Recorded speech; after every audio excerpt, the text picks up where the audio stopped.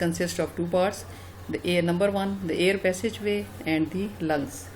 Air passageway जो है उसका फंक्शन ये होता है कि ये हवा को बाहर से लेकर और लंग्स तक पहुंचाता है, और फिर जब ये हवा जो है वो लंग्स में पहुंचती है तो वहाँ पे छोटे छोटे एयर सैक्स होते हैं, ये एल्व्यूलाई होते हैं which are covered with capillaries, और कैपिलरीज जो हैं ज़ाहिर उनके अंदर ब्लड फ्लो कर रहा होता है, और वो चूँकि बहुत ज़्यादा थिन वॉल्ड होती है इस वजह से जो ब्लड है उसके अंदर से ऑक्सीजन, उसके अंदर से कार्बन डाइऑक्साइड निकल के चली जाती है ब्लड में, और ब्लड में जो ऑक्सीजन होती है वो चली जाती है लंग्स के अंदर, और फिर लंग्स उसे बाहर निकाल देते हैं।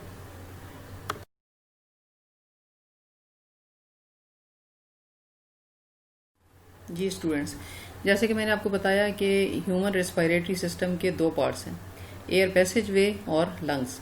पहले हम ये देखेंगे कि एयर पैसेजवे जो है उसमें कौन कौन से पार्ट्स आते हैं। तो सबसे पहले जो है वो आ जाती है हमारी नोज़। नोज़ जो है ये बाहर से हवा अंदर ले जाने का सबब बनती है।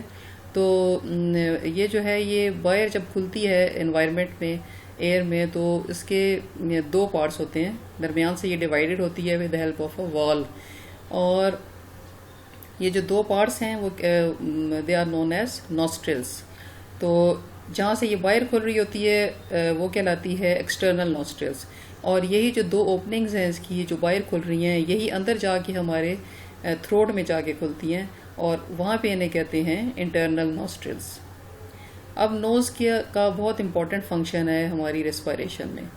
एक तो ये कि इसके अंदर छोटे छोटे हेयर्स होते हैं, वो हेयर्स जो हैं वो अंदर की तरफ को मूव करते हैं, और वो कोशिश करते हैं कि जो बाहर से जो डस्ट पार्टिकल्स और स्मोक पार्टिकल्स वगैरह जब अंदर जाते हैं तो ताकि वो अंदर जाने ना पाएँ।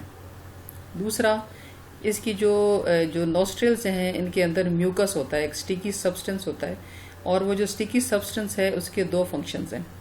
एक तो ये उसका भी यही सेम फंक्शन है कि जो डस्ट पार्टिकल्स हैं और जो स्मोक वगैरह है वो जाके उसके साथ चिपक जाती है ताकि वो हमारे रेस्पिरेटरी सिस्टम के अंदर ना जाए। और दूसरा ये कि वो हमारी जो एयर जो अंदर जा रही है, अगर बाहर और अंदर के टेम्परेचर में फ़र्क है, फ़र्ज़ करें अगर बाहर बहुत ज़्यादा ठंड है तो ये कोशिश करती है, ये जो हमारी नोज़ है, ये जो म्यूकस है, ये क्या करता है कि ये उसको जो इनकमिंग एयर है उसका टेम्परेचर भी तकरीबन वही कर देता है जो अंदर हमारी बॉडी का टेम्परेचर है, ताकि हमारी बॉडी आगे से रेजिस्ट ना करे और हमें एलर्जी वगैरह ना हो जाए, उस चीज़ से बचाने के लिए। तो इसके बाद ये जो नोज़ है ये एयर को लेके जाती है अंदर, और उसके बाद जो नेक्स्ट पार्ट आ जाता है हमारा एयर पैसेजवे का, वो है फेरिंग्स। तो ये कौन सी जगह है? ये वो जगह है जहाँ पे नेज़ल कैविटी या इंटरनल नॉस्ट्रिल्स जाके खुलती हैं, इसको हम कहते हैं फेरिंग्स। और फेरिंग्स जो है ये एक कॉमन पैसेज है both to food and air, मतलब इसके साथ आगे दो ट्यूब्स कनेक्टेड हैं एट द सेम टाइम। एक जो हमारी एक जो ओपनिंग है it opens into the digestive system and the other into the respiratory system. तो ये दोनों के लिए कॉमन है।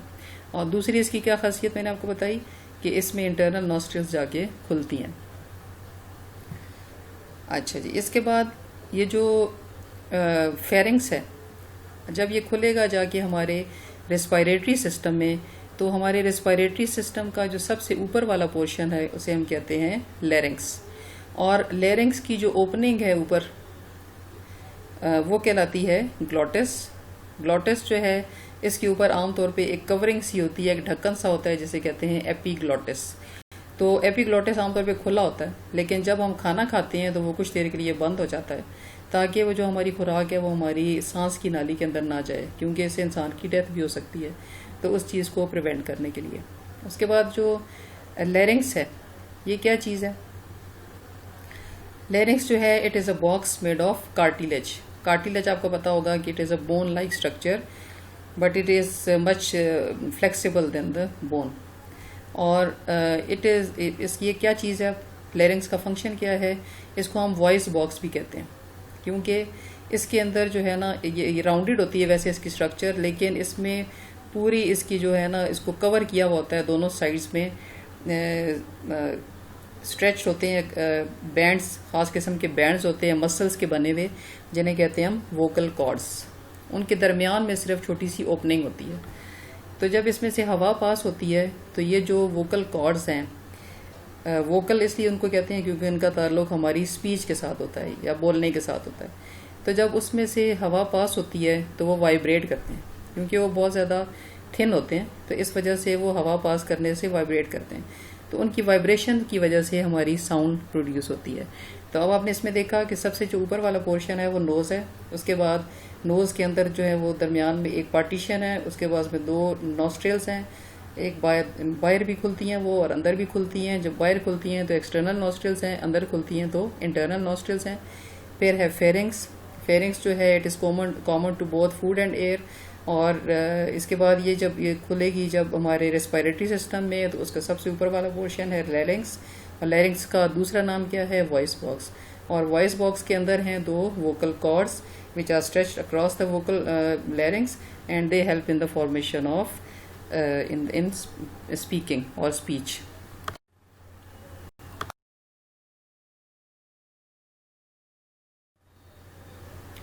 जी स्टूडेंट्स, पिछले साल जब आपने आर्टरी और वेन का डिफरेंस पढ़ा था तो आपने पढ़ा था कि पल्मोनरी आर्टरी के अलावा बाकी जितनी भी आर्टरीज होती हैं उनमें ऑक्सीजनेटेड ब्लड होता है। तो पल्मोनरी आर्टरी जो है इसमें डी ऑक्सीजनेटेड ब्लड है, जो सारी बॉडी से होके आता है और सारी बॉडी में वो ऑक्सीजन सप्लाई करने के बाद आता है और वहाँ से कार्बन डाइऑक्साइड लेके आता है। इसलिए ये जब हार्ट में आता है तो हार्ट से पल्मोनरी आर्टरी जो है वो इसको लेके जाती है लंग्स में, और लंग्स में अब इसने ब्लड ने अब अपनी कार्बन डाइऑक्साइड जो सारी बॉडी से लेके आया था वो ये दे देगा और वहाँ से जो ऑक्सीजन है वो लेके आएगा। और अब ये ऑक्सीजन रिच ब्लड जो है it will go back into the heart through the pulmonary veins.